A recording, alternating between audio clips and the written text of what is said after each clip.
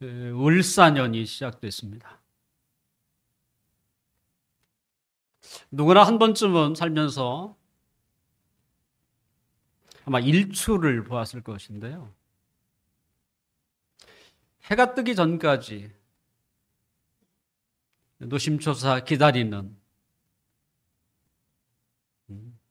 근데 바다 위로 해가 떠오르기 시작하면 어느새 금방 이렇게 솟아오르고 있는 것을 아마 보게 될 것입니다. 기다리는 시간에 비해서 너무 일찍 해가 떠서 올라가는 것이죠. 근데 일출에 비해 석양은 좀 다른 것 같아요. 사라지는 속도가 좀 더디게 보입니다. 금방 넘어갈 것 같은데 한참 보아도 아직도 거기 있는 것 같은. 2025년이 시작한 것 같은데 벌써 5일이 지났습니다. 실감이 나는지 모르겠습니다만 새해가 시작되면서 여러분은 뭐 어떤 결심들을 하셨는지 모르겠어요. 또는 어떤 그 소원을 품고 출발했는지 모르겠습니다. 저는 지금도 늦지 않았다라고 생각을 해요.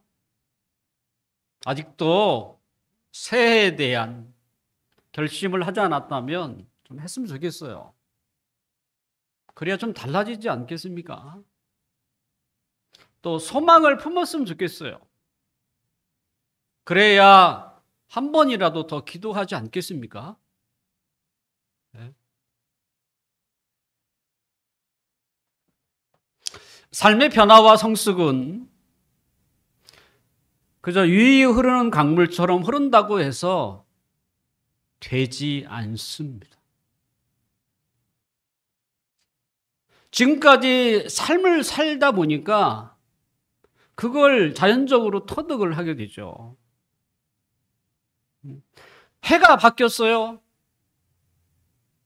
또 한 해를 또 지나게 되고, 그러면 우리의 삶에 우리가 간절히 원했던 그런 변화들이 일어났는가라고 할 때 일어나지 않죠.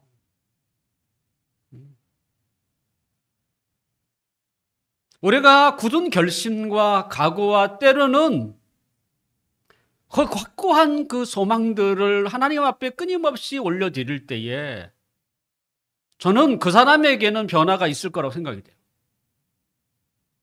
하지만 그런 것이 없이 그냥 올해도 흘러가는 물처럼 그렇게 지내게 된다면 변화를 기대할 수 없다라고 생각이 합니다. 미래에 대한 희망은요, 과거에 대한 반성 없이는 찾아오지 않습니다.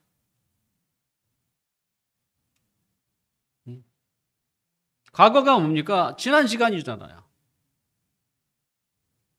과거는 우리에게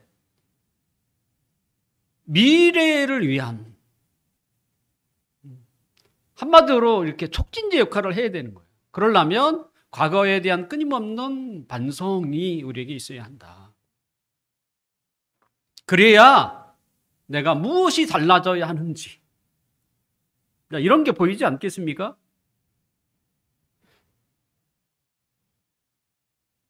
분명 우리가 과거에 매여서는 안 되죠. 더러 내가 나 때는 이라는 말로 과거의 화려한 경력들을 거기에 파묻혀 살아가는 사람이 있는데 그건 지혜롭지 않다고 생각이 돼요.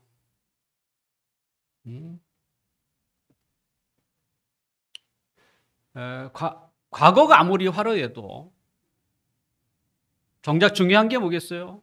오늘이죠. 현재라는 오늘, 그리고 내일이라고 하는 미래죠. 이게 훨씬 더 중요한 것이죠. 2025년 오늘이 5일째입니다. 다 간 게 아니에요. 우리에게는 360일이 남아 있습니다.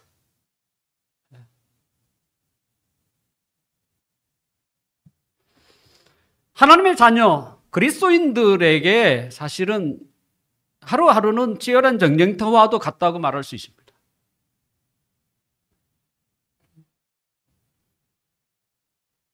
영적인 싸움도 해야 되고, 오늘 마주치는 사람들을 어떻게 됐든, 그죠? 그리스도의 마음으로 대해야 하고, 그러려면 자기와의 싸움도 해야 되고, 다 싸움인 거야. 전쟁터예요.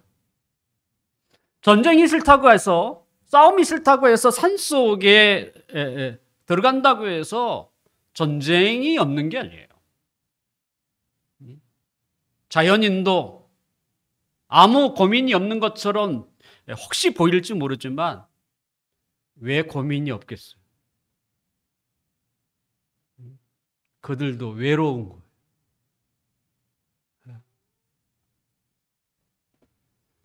왜 스님들이 산속에 절을 지어놓고 깊은 묵상과 수련을 하겠습니까? 조용한 산속이라면 아무 고민과 갈등이 없는 것처럼 보일지라도 실제는 그렇지 않다는 거예요. 그래서 그곳에 계신 분들도 그 고민으로부터 자신을 벗어나기 위해서 해탈이라고 하는데, 그래서 수련을 하는 거예요. 결국 우리가 전쟁이라고 하는 것을, 때로는 싸움이라고 하는 것을 피할 곳은 없다. 더군다나 치열한 경쟁 사회 속에서 살아가는 그리스도인들의 삶은 그야말로 전쟁터라고 해도 틀리지 않습니다. 2025년 우리가 싸워야 할 적이 무엇인가? 그리고 우리는 그 적과 어떻게 해서 우리가 이겨낼 수 있을까? 오늘 본문을 통해서 우리가 함께 생각해야 할 말씀입니다. 오늘 8절, 9절을 함께 읽어볼까요? 8절과 9절 함께 읽겠습니다. 시작. 그때 아말렉이 와서 이스라엘과 르비딤에서 싸우니라. 모세가 여호수아에게 이르되 우리를 위하여 사람들을 택하여 나가서 아말렉과 싸우래. 여기까지 읽겠습니다.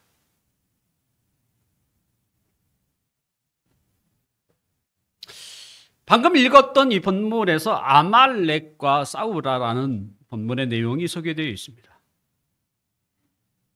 이스라엘 백성들이 애굽에서 나와서 람세스를 출발해서 홍해를 건너고 수르 광야 남쪽인 마라를 거쳐고 그리고 엘림에 도달하고 신광야와 시내산 중간쯤에 이 르비딤에 도착하게 됩니다. 그때가 애굽에서 나온 지 한 달이 지난 후였습니다. 르비딤에 선 이스라엘 백성들이 누구를 만나게 되냐면 광야의 약탈자라고 하는 아말렉 족속을 만나게 됩니다. 하나님이 그 모세에게 뭐라고 하냐면 아말렉과 싸우라고 명령을 내려요. 그래서 젊은 장수 여호수아를 앞세워서 아말렉과 전쟁을 치릅니다.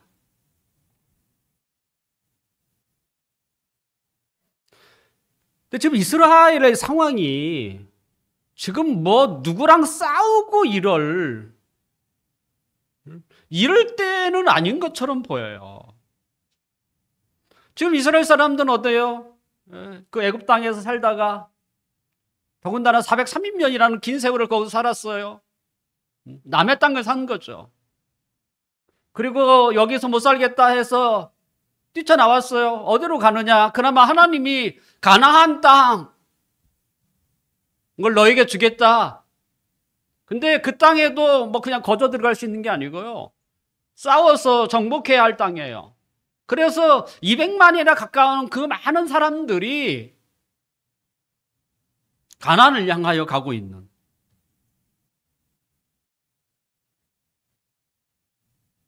그렇다고 해서 가나안에 들어간다고 그냥 이스라엘 땅이 되는 것도 아닌,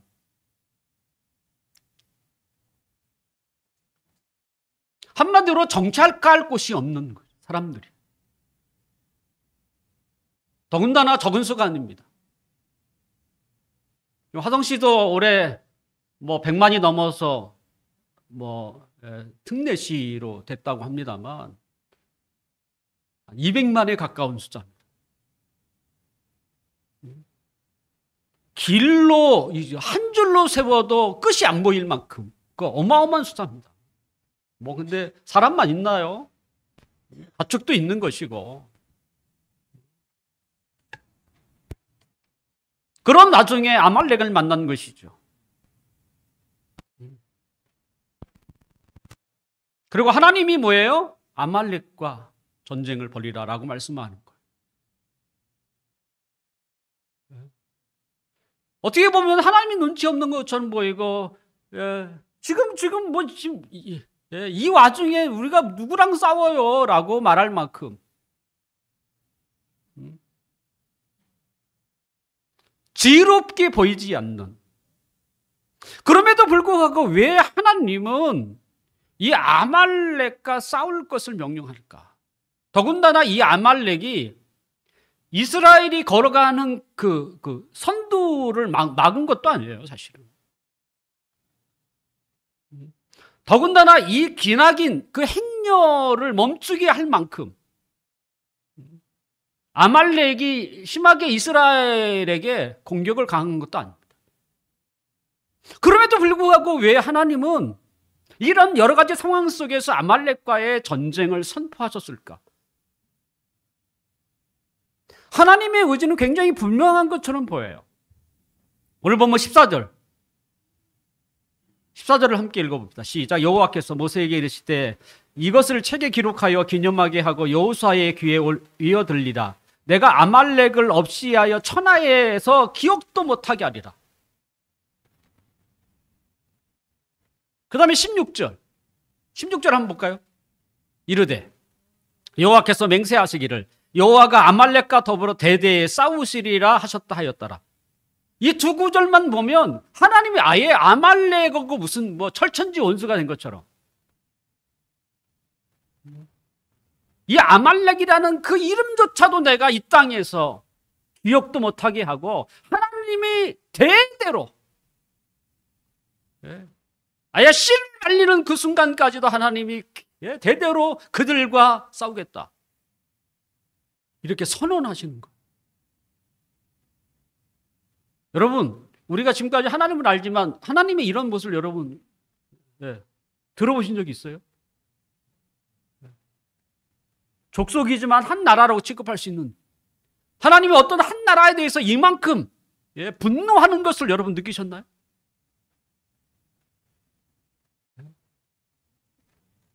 아말렉은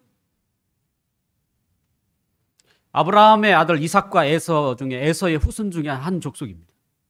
그들은 풀을 쫓아 떠다니는 유목민이에요. 그러니까 정착할 곳이 없는 거죠.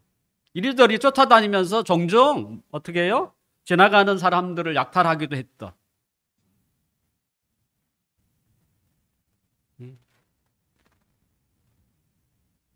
그런데 왜 하나님은 이 아말렉과의 싸움을 선포하셨는가? 거기에는 이유가 있었습니다. 왜 이렇게 하나님이 분노하고 있는지, 그것은 이스라엘의 행렬 가운데서 처진 사람이 있을 거 아닙니까?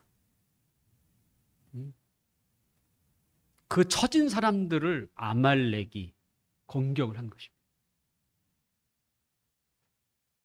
한마디로 우리로 얘기하면 사회적인 약자에 대해서 괴롭힌 사람.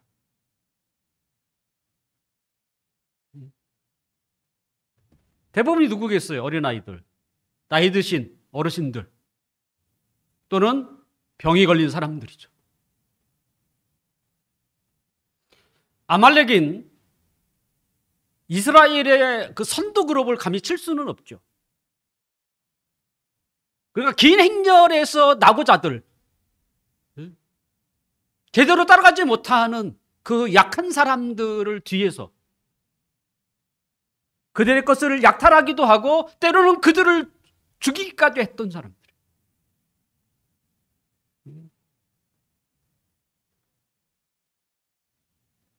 이건요, 하나님이 용납을 못해요.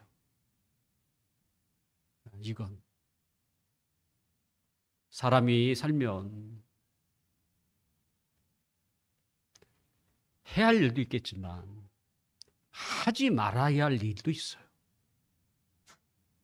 우리는 그걸 도리라고 얘기합니다.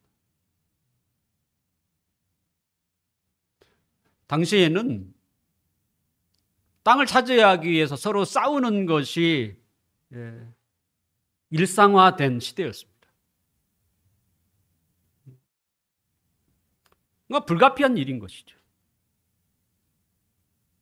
하지만 싸워도 도리는 지키면서 해야죠.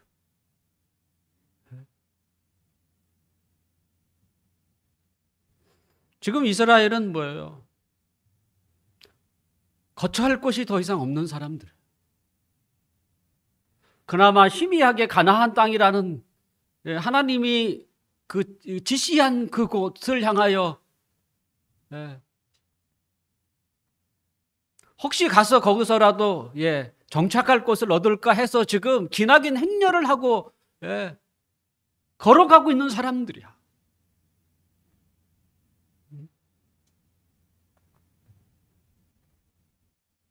그런데 그와 같은 사람들을, 그 행렬에 조금 낙오됐던 사람들, 그들을 노려서 약탈하고 죽이는 일은 도저히 있어서는 안 되는. 이게 하나님의 진노예요. 하나님의 마음.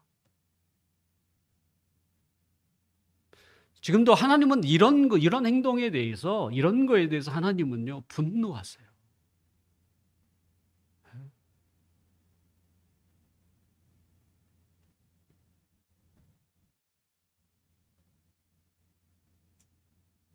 한 나라든 또는 단체든 또 개인이든 약한 부분이 있습니다. 사단이 노리는 게 뭐예요? 그런 것입니다. 사단은 우리가 강한 거, 우리가 잘하는 걸 노리지 않아요. 그 아말렉처럼 우리의 약점을 끊임없이 괴롭히는 게 누구예요? 사단입니다. 종종 놀라운 사역을 감당한 사람들 중에도 자신의 약점으로 인해서 그 스캔들을 이렇게 올라왔을 때 정말 훌륭하신 사역을 했는데도 불구하고 그가 그 자리에서 내려올 수밖에 없는 그런 일들이 종종 있습니다.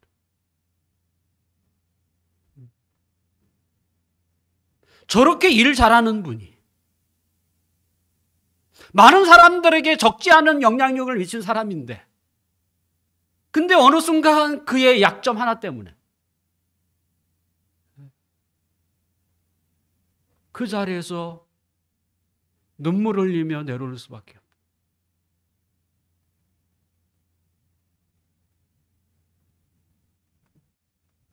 그가 넘어진 것이 뭐겠어요? 자신의 가장 약한 부분 때문에. 자, 우리가 좀 변화하고 성숙하려고 한다면 뭘 해야 되겠어요? 자신의 장점을 발전시키는 거예요. 자신의 장점을 발전시키는 거예요. 그러니까 잘하고 있는 것을 더 개발하는 것이죠. 그런데 우리가 주의해야 할 게 있습니다. 뭐냐면 자신의 발목을 잡는 약점을 소홀해서는 안 돼요. 약점을 그대로 놔두면 그 약점으로 자신의 삶을 한순간에 무너뜨립니다. 그래서 자신이 그동안 쌓았던 그 탑을 무너뜨리는 것은 고작 금이 간 작은 돌 하나 때문에.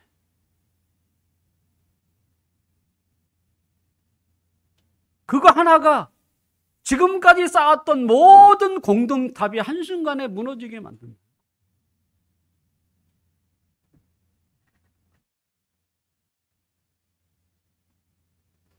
자신의 삶을 좀 돌아보십시오. 우리는 다 압니다. 스스로 자신을 자책할 만큼 내가 왜 그랬을까? 자신의 마음을 상하게 하고 넘어지게 만드는 그 약점의 습관들이 있어요. 그러니까 언제나 후회하면서도 어느새 또 그 자리에 앉아 있어.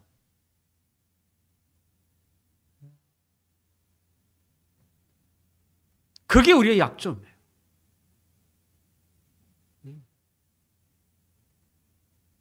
약점이 없는 사람이 없습니다.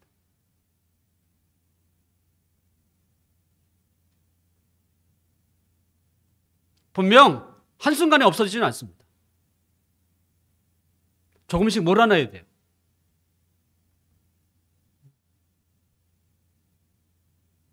혹시 우리 젊은 사람들 게임 중독이다 그러면 한꺼번에 이게 없어지는 게 아니에요. 시간을 줄여야죠. 조금씩. 그게 뭐예요? 전쟁을 선포하는 거예요.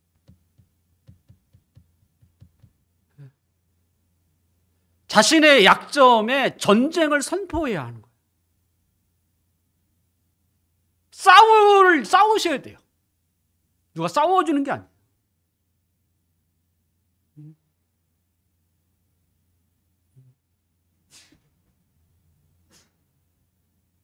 그게 아말렉인 거예요.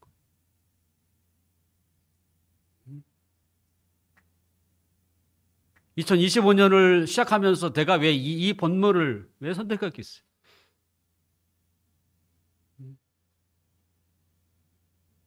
우리의 장점을 그저 활성화시키는 것도 전 중요하죠.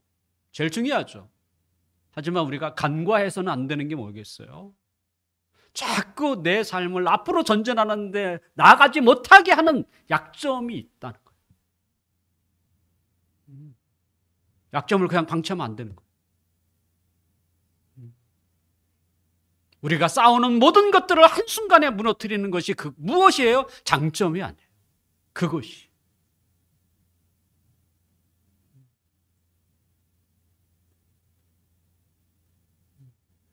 사랑하는 성도 여러분, 한 해 동안 여러분이 잘할 수 있는 것, 잘하고 있는 것,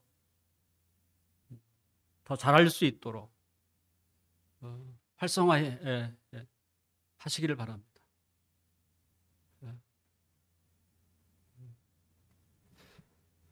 그러면서 우리는 우리의 삶의 그 약점,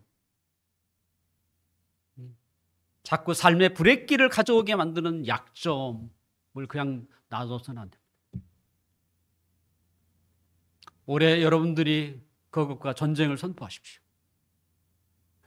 전쟁을 선포하셔야 합니다. 언젠가는 해야 되는 일이에요. 그게 올해였으면 좋겠어요. 그래서 내가 싸우겠다. 여러분의 결심이, 여러분의 각오가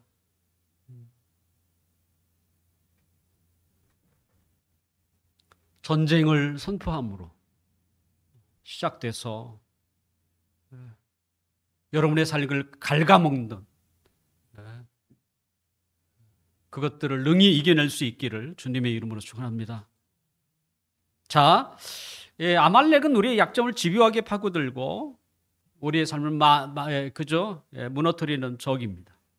그러면 어떻게 우리가 이 아말렉을 쳐서 이길 것인가가 중요하잖아요. 어떻게 할 것인가가 있습니다.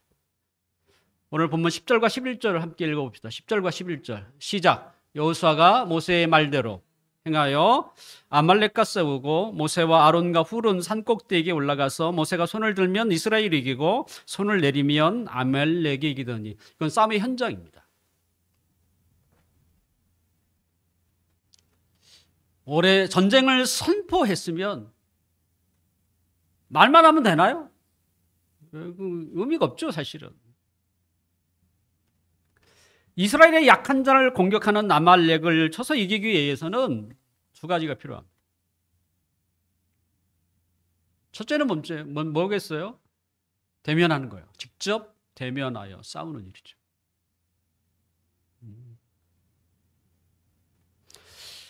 아말렉과의 전쟁을 선포하신 하나님, 모세는 젊은 장수 여호수아와 싸움에 능한 장수들을 보내서 아말렉과 전면전을 펼치겠습니다. 근데 이것이 다가 아니었어요. 또 하나가 있었습니다. 또 하나는 하나님께, 모세와 아론과 훌이 하나님께, 특별히 모세죠, 손을 올리는 것이었어요. 이 일은 모세가 담당했어요. 여기에 나오는 훌은 그 대부분의 학자들은 미리암의 남편이라고 얘기합니다. 일반적으로 전쟁을 하게 되면 전쟁을 하는 사람이 있고요. 그 다음에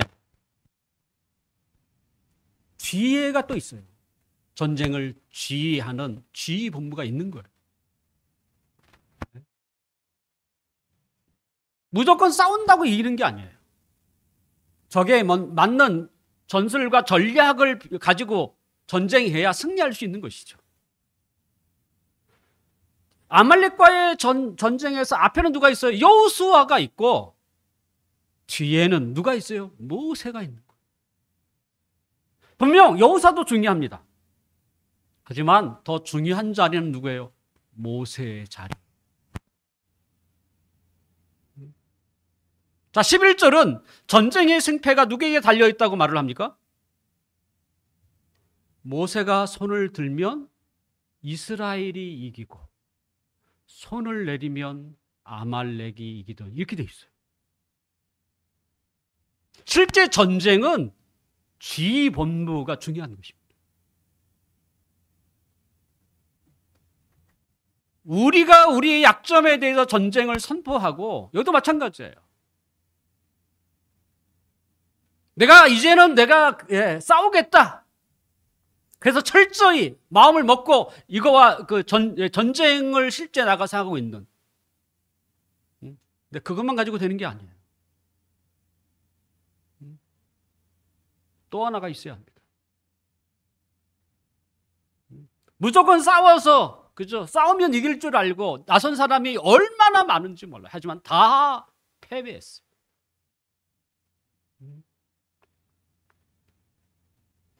이스라엘과 아말렉과의 싸움의 전쟁터의 향방은 당사자, 앞에서 싸우고 있는 당사자에게 있지 않았습니다.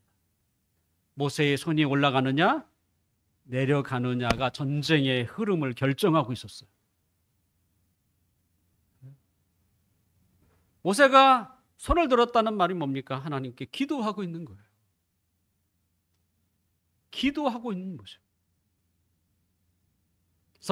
성경은 전쟁과 관련해서 유명한 문구 하나를 우리에게 주는데, 전쟁은 하나님께 속한 것이다, 이렇게 얘기해요. 우리가 전쟁이다, 우리가 싸움이라는 이름을 붙일 때에 그거의 생패는 누구에게 달려있는 거예요? 하나님께 속한 것이라는 거예요. 우리가 누구와 싸우든 때로는 무엇과 싸우든 승패는 하나님께 달려있는 것입니다. 우리의 약점은 우리의 힘으로 감당할 수 있는 것이 아닙니다. 만약 감당할 수 있었다면 그것 때문에 우리가 속상하고 때로는 그것 때문에 우리가 우리 스스로 자신을 자책하는, 좌절하지는 않았을 것입니다.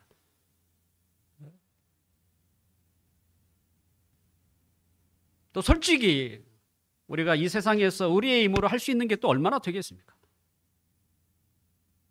더군다나 약점은요, 더 어려워요.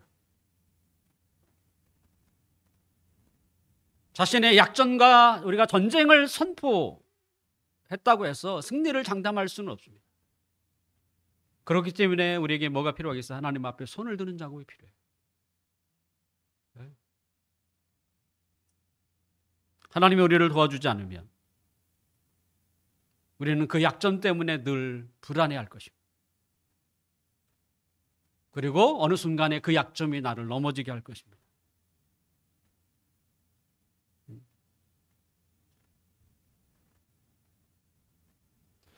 2025년도에 우리가 더 하나님 앞에 기도하는 사람, 어떤 사람이겠어요? 한 해를 시작할 때 그래도 결심이라도 한 사람은 기도해요. 뿐만 아니라 자기의 마음을 끊임없이 아프게 하는 그 약점에 대해서 전쟁을 선포하는 자도 기도할 것입니다. 근데 이런 게 없는 사람은 기도를 할 이유가 없어서 안 와요.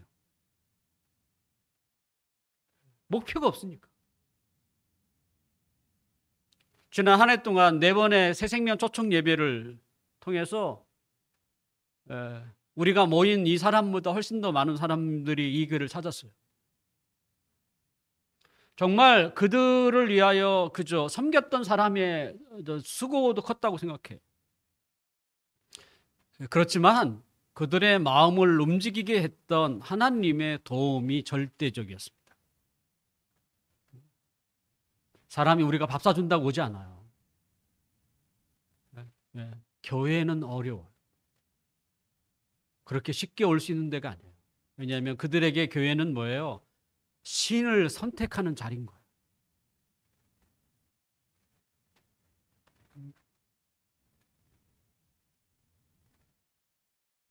많은 분들이 저희 교회를 찾아서 복음을 들었다는 말은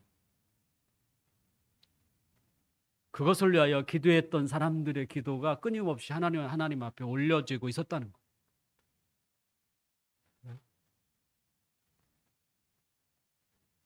모세가 손을 내리면 이스라엘이 지고 손을 올리면 이스라엘이 이기는 상황들을 옆에서 지켜보는 아론과 훌은 모세를 도와요. 손이 내려오지 않도록. 그리고 모세의 손이 종일토록 내려오지 않자 마침내 이스라엘이 아말렉을 이기게 됩니다. 승리하게 됩니다. 옆에서 돕는 사람들이 누구겠어요? 중보 기도자라고 저는 말할 수 있습니다. 분명 우리를 위하여 누군가가 기도해 주는 중보 기도도 하늘에 올라갑니다. 하지만 우리 스스로가 기도하는 것과 중보 기도자는 다른 거예요. 그들은 나에게 보조예요.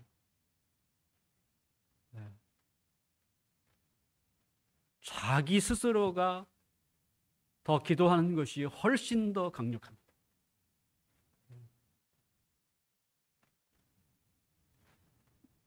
그래서 자신이 싸워야 돼요. 어떻게 싸워야 돼요? 기도하면서 싸워야 돼요.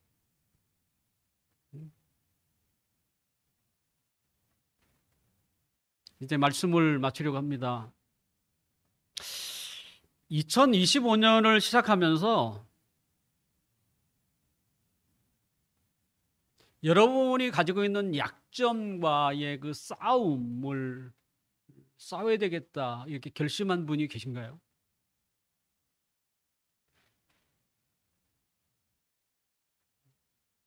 대부분은 이런 싸움을 시도하지 않습니다. 자신이 잘하는 것을 더 빛나기 위해서 기도할 수는 있어도 자신의 삶을 조용히 무너뜨리는 이 약점과 전쟁을 선포하는 사람은 그렇게 많지 않다는 것이죠.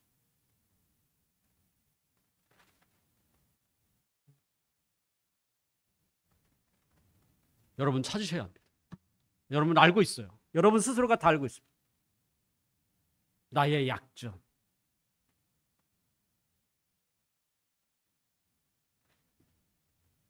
오늘 여러분 그 약점에 대해서 전쟁을 선포하세요.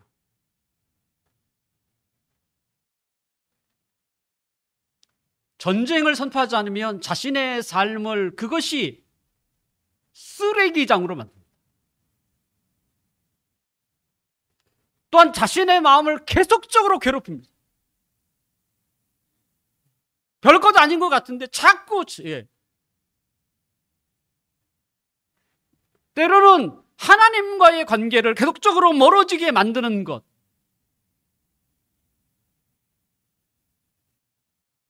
그걸 언제까지 방치하려고 하십니까? 올해는 무엇보다도 이 싸움, 이 자신의 약점과의 싸움을 싸우는 개개인이 정했으면 좋겠어요. 그래서 이참에 전쟁을 선포하고 하나님 힘 달라고 기도하면서 내가 친히 맞서는, 한순간에 없어지지 않기 때문에 계속적으로 거기에 그죠? 전쟁 중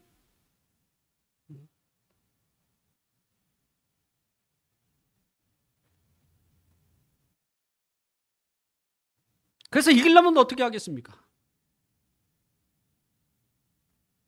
하나님을 향하여 손을 들고 있는 우리의 손이 내려와서는 안 됩니다. 기도가 멈추는 순간 우리는 또 패배합니다.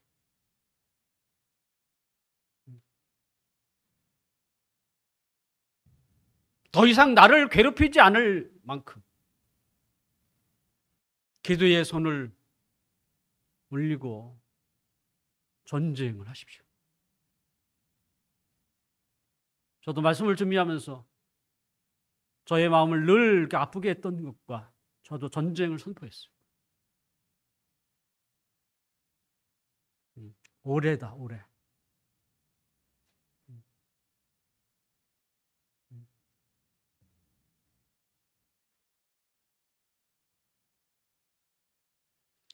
사랑하는 성도 여러분, 하나님이 우리에게 시간을 주신 것은, 또 새해라는 이름을 주신 것은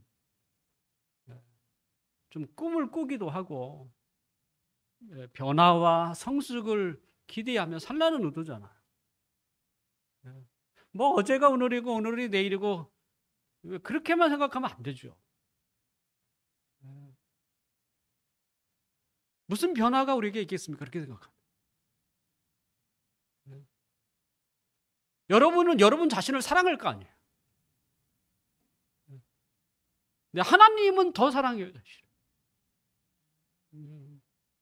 그 마음을 안다면 우리가 우리의 생명을 다하는 순간까지 우리는 계속적으로 변화하기를 꿈꿔야 되고요. 그리고 우리의 약점에 대해서 계속 전쟁을 선포하면서 그게 뿌리를 뽑아야 되고,